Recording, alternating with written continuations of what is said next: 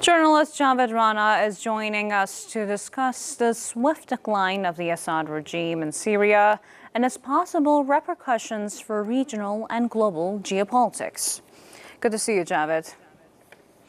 Now, how will the rapid fall of Bashar al-Assad's regime in Syria reshape the political landscape of the Middle East? Well, I think it is massively reshaping the political landscape of the entire Middle East. It is something which appears to be very extraordinary. Nobody was expecting that the fall of the Assad regime would so speedily happen, but that has happened. I think this is a result of the 13 years long struggle that the rebels, the opposition, different opposition groups have undertaken. And everybody now have seen how people in Syria has welcomed the rebels. They call them rebels. In fact, as a matter of fact, they are the one who represent the Syrian people. We have seen these video images showing that the opposition forces are very popular among the people. But that's just one part of it. No, we have to see the bigger picture. The bigger picture is right now Iran is losing, and it has lost considerably with the removal of the Assad regime, and because Iran has invested heavily in terms of money, in terms of the weaponization. Russia has also spent tens of billions, I would say hundreds of millions of dollars on Syria. And apart from that, more importantly, I think it was its diplomatic support, the political support that Russia has been extending to the previous government. But again, the bigger picture is that Russia has its naval assets and it has its air bases. But now Russia is on the losing end. Then we have to see a new player. It is not a new player, but it has emerged with a kind of a role which the other countries don't have, and that is Turkey. Turkey has come up with a constructive agenda. It has its genuine concerns. The terrorist group of YPG is there. It has to be dismantled. That is a bigger concern. There are 3 to 5 million refugees from Syria. Those have to be resettled. But now, with Iran shrinking itself, shrinking its role, Russia seems to be cornered. And the US role, it's just on a slippery slope. We don't know what would be the role of the USA, given the fact that Donald Trump is saying that he doesn't want any significant role of the American troops inside Syria. It is a mess, according to him. But again, he made similar comments when he was the president, and then the deep American state forced him to retain American assets in Syria. So it's a bit kind of an unclear picture, but traditionally speaking, the role of Americans have been here to basically support the Israel's war game agenda in the region. Now, again, the question is that the manner with which now Israel is trying to reshape the Middle East, that is quite questionable. I think within hours, it occupied the buffer zone on the Golan Heights, and citing what appears to be frivolous and flimsy reasons, saying that since the regime has fallen, so as a temporary measures, it has taken over the buffer zone along with the borders on the near the Golan Heights. The question is, Israel has been referring this disengagement agreement of 1974. This agreement was inked with the state of Syria, not with any particular Syrian government. So this is legally speaking, completely nonsense. Then the bigger issue is that by now, Israel has carried out nearly 300 strikes across Syria. And they are saying they are trying to prevent security threats from the extremists who have taken over the Syria. It was against the Bashar al-Assad government because Iran was supporting Bashar government, and there was a kind of a supply line from Iran to Iraq, from Iraq to Syria, and from Syria to Lebanon, and from there Hezbollah was operating. Now there is a new threat for Israel. According to them, this doesn't make sense. These opposition groups have been clearly focusing on changing the regime and setting up a political dispensation to provide relief to the Syrian, which has not been there, and there have been tremendous brutalities committed by the previous regime. So it doesn't make sense. And the way Israel has been trying to operate on and across the borders, that indicates that it has a expansionist agenda. And I think this is no longer a secret. We have heard the time and again the Israel's far-right minister saying that Israel must extend its border up to the entire Syria. So in that context, I think there is on one side, let me conclude this particular question. There are two forces which are going to play a major role. Turkey, it has a constructive agenda. It wants to rebuild, reconstruct Syria, which was destroyed by Russia, which was destroyed by Iran, and which was destroyed by the Bashar al-Assad, the previous president. So now Turkey has a role. Yes, it has its own concerns so far as YPG is concerned. It will go after these terrorist groups, which have been backed by Israel, which have been backed by the Americans. They have been providing a lease of life to the YPG and other terrorist groups who've been operating against Turkey. 40,000 people have been killed in Turkey over the period of the last 4 decades. So that is a destructive part of agenda which Israel has along with the USA. It is a bigger challenge for the Turkey because my understanding of the situation is now there will be more tension between Turkey and the apartheid state and the allies of the apartheid state. Now, how might the collapse of Assad's government impact the balance of power between Russia, Turkey, the United States, and Israel in Syria? Well, I think as we speak, Turkey has been trying to strike balance. Turkey has facilitated negotiations, and Turkey has, in a way, also had informal and both formal negotiations with Russia, and basically providing assurance and, in a way, on the behalf of the Syria's defense forces, that their interest, at least for the time being, would be watched. Their air bases would not come under attack, something which was, there was a lot of apprehensions by the Russia. And I think that was part of the reason that Russia stopped bombing. That is one part of the reason. And I think now we have also seen reports that Iranians are trying to open some kind of negotiations with the new government in Damascus.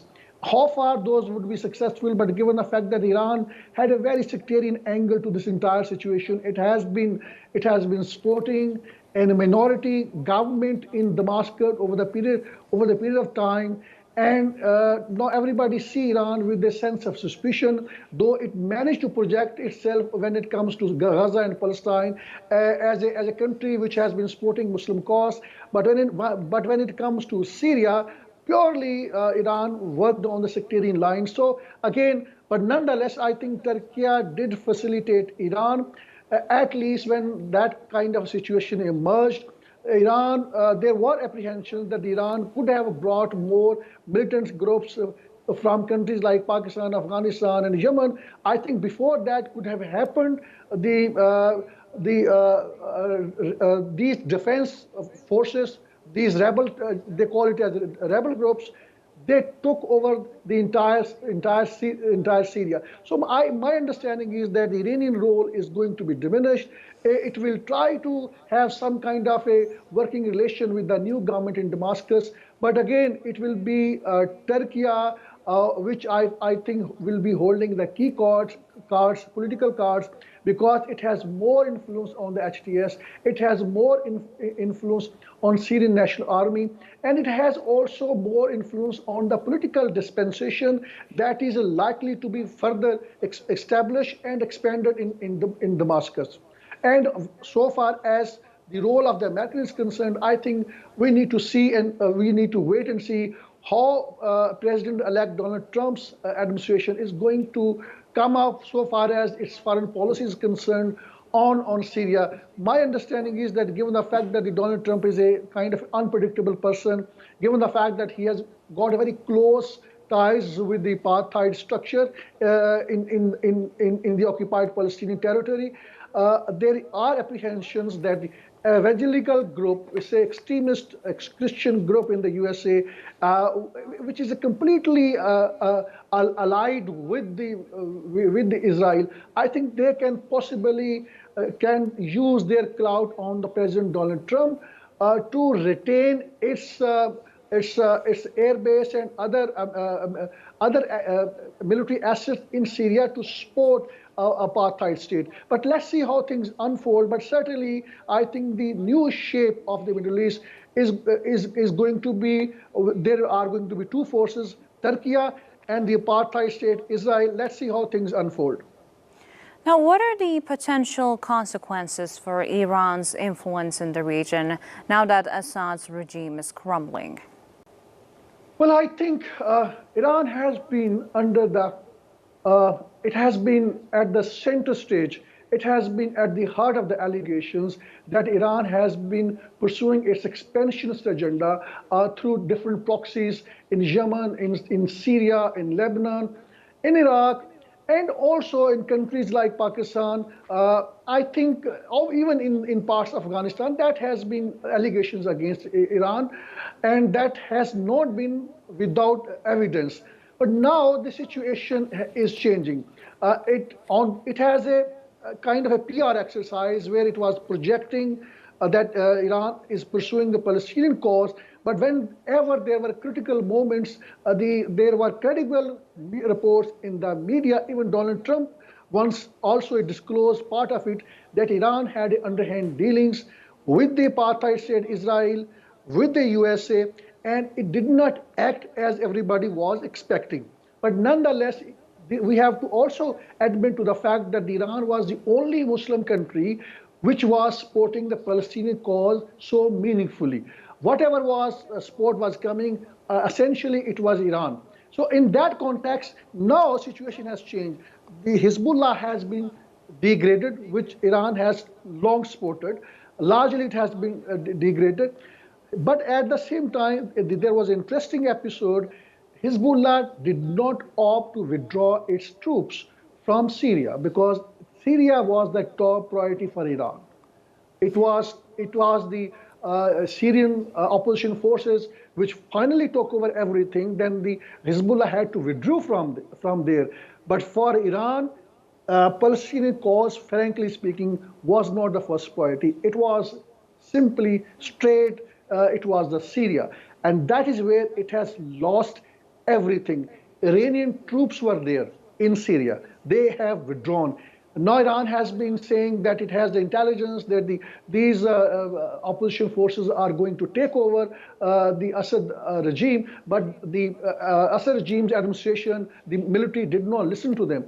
I think they did not have the capacity to listen to them, because of the brutalities that Iran, through Bashar al-Assad, and directly it has been committing in Syria. So I think largely in the Middle East, now it is being perceived that with the shrinking role of Iran, it is a positive shade in the region. The expansionist agenda of Iran, at least it has, if not a full stop, but it has a small comma now, because its major base of expansionism was in Syria, from where it was operating. I think that has somehow the other has been hit hard. But again, the bigger picture is what Iran now intends to do. I think Iran is a very pragmatist country.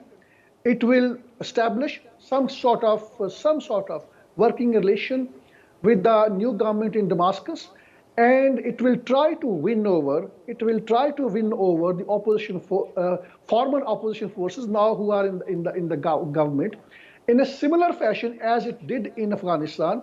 Because when the Americans invaded Afghanistan after 9/11, it was Iran's help. Iranian provided all kind of intelligence and whatever the support it could have provided to the Americans behind the scene, and publicly Iran was abusing USA. In a similar fashion, in Iraq, there was again an interesting situation. Iran supported Americans to topple the government of Saddam Hussein. So Iran is a kind of a country which play on all sides. And now again, my understanding is, as we have already seen some sort of reports, that Iran is trying to open up its some kind of communication with the new government in Damascus, where it will be able to establish some sort of working relation. But in a broader picture, I think it is a sigh of relief for many Arab North countries.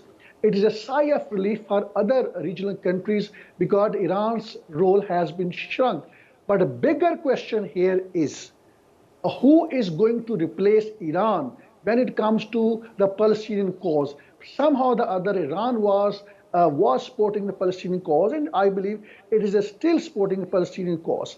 That is where some Sunni state will have to replace its role to basically to actually hit hard the Iran's ideological expansionist agenda in the region. That is not happening. That is an open-ended question. Now all eyes are on the new government in Damascus, and all the vibes that we are getting now from the new government, that does suggest, particularly from the HTS officials, that does suggest that they are going to support Palestinian cause. But of course, for that to happen, they need to first politically stabilize itself. They need to put the economy back on track, which has been shattered, and bring back the most of the Syrians who have been displaced inside Syria, and more particularly who have become refugees in the regional countries, particularly in Turkey. So again, it's a bigger task. But again, there are evil intentions of Israel. How to counter that? Now Israel has found a new enemy, and for them, HTS is the new enemy. There will be a lot of propaganda. The propaganda line would be that it is an offshoot of Al-Qaeda. It is a terrorist group. It has been banned by the UN Security Council. So we would not deal with it. But as a matter of fact, all the vibes that we are getting from the UN agencies, all the vibes that we are getting from some of the European leaders, that suggest that HTS is not Al-Qaeda anymore in terms of its outlook, and in terms of the kind of the rhetorics that we are hearing from the HTS, that does suggest that it has transformed itself, it has evolved itself, and it has given all kind of assurance that all minority groups would be protected. But bigger question is the country like Israel, which has just within a matter of hours after the removal of Bashar al-Assad's government, it has carried nearly 300 attacks on Syria. I think then the entire geostrategic landscape obviously has changed. It looks like that new battle lines would be between HTS government and that of the apartheid state. Now, what role might Syrian opposition groups play in the country's future governance, and how could their rise impact the broader Arab world? Well, I think with the HTS government is likely to be formed, and obviously the other groups are going to be there. That is a positive sign. I think it will take a little more time when there would be some semblance of stability in Syria. We are just keeping an eye on how European countries are going to react, and we have not clearly seen what role the Americans are going to play.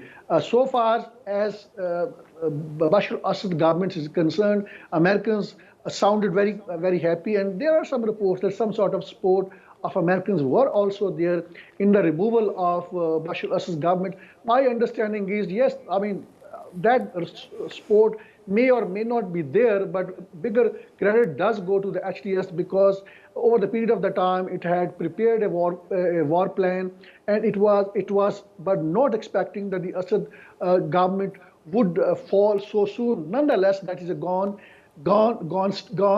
story. But we have to see the bigger picture. The bigger picture, my understanding is that all these Arab countries, most of them at least, Qatar have already started sending all kind of food supplies and all kind of other help to the new government. And the Arab countries would like some stability now in Syria. And but again, bigger question is that in what manner the HTS government is going to form the constitution of Syria. Certainly it is going to be the new constitutions, and all vibes that we are hearing from them is that this is going to be an Islamic government. And when there is a word of Islamic government or Islamic State, we know there were bogus Islamic State, so-called IS. It was established by the Americans through many of this intelligence operation. But I know this is a different case scenario. Will this government be on the patterns of what we have seen in Afghanistan, or would it be a different? My understanding is that probably it would be different on a more modern lines. Taliban have turned out to be a little more rigid. They mixed up Islam with the traditions, with Afghan traditions, and it provides a more conservative outlook. But so far, HTS is concerned, so far the other militant groups are concerned, I think they are well exposed to the modern world. And going by their track record during the last 13 years, they did establish some sort of a reflection of governments in the areas they held. And from that does indicate that they managed to keep the people, the population satisfied. Unlike so-called ISS or IS, they have not turned out to be brutal. They against the minorities. So my understanding is that this would be a kind of Islamic government, but with an outlook of some kind of modernity. At least for the time being, there would be all kind of help, political support, economic support from all these countries, these Arab countries, and more particularly from Turkey, which has its key economic and political interest in Syria. But the bigger threat that everybody knows is the apartheid structure in the occupied territory. That is a bigger question for the Arab countries and more particularly for the new government in Damascus. Now, how might the collapse of Assad's regime influence the ongoing negotiations over Syria's future, particularly with respect to international peace efforts? I think, to begin with, let's handle the question of Russia, because Russia has its key interest. It thought that it will retain its influence, it would expand its influence in the Middle East by retaining some sort of a military assets in Syria. I don't know at this particular point of time, but the scene is not clear. But certainly it looks like Russia would negotiate maybe through Turkey, maybe directly with the new government in Damascus, where it could possibly would like to retain its military assets. In Latakia and elsewhere, it has some military bases. I think that is the biggest concern for Russia. And with Donald Trump assuming as a president on 20th January next year, if Americans decides to retain their military assets, that I think in that scenario there is a possibility that HTS government probably would also allow Russia to retain its military assets. And of course, I think HTS government does feel comfortable with Turkey, which has been providing all kind of support to the Syrian over the period of time. And my understanding is that the presence of Turkey's military troops in Syria would not be a problem, and that is not something it would object. The bigger issue, of course, to decide for the HTS government would be on how to handle the military bases of USA and more particularly of Russia, to which direction it is going to lead, how far it will demonstrate its independent foreign policy. But we have to also realize that it is not just the HTS, there are also other militant groups who were part and parcel of this 13 years long struggle in getting Assad the regime removed. So what would be its foreign policy? That is something which needs to be which we need to wait and see. But certainly it really depends on how far this government is stable, because the destabilization force is very much active, and that force, everybody knows, it is the apartheid structure in the occupied Palestinian territory. Javed Rana, thank you for joining NewsHour, and thank you for your analysis.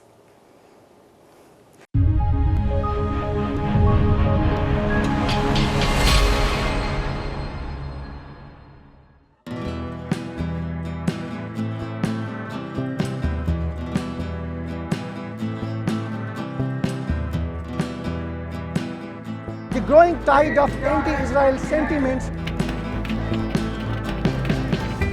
What you see behind me is just tip of the iceberg of what is happening in the country. More than half of $52 billion black CIA budget is spent on espionage network in Pakistan. How would you handle it?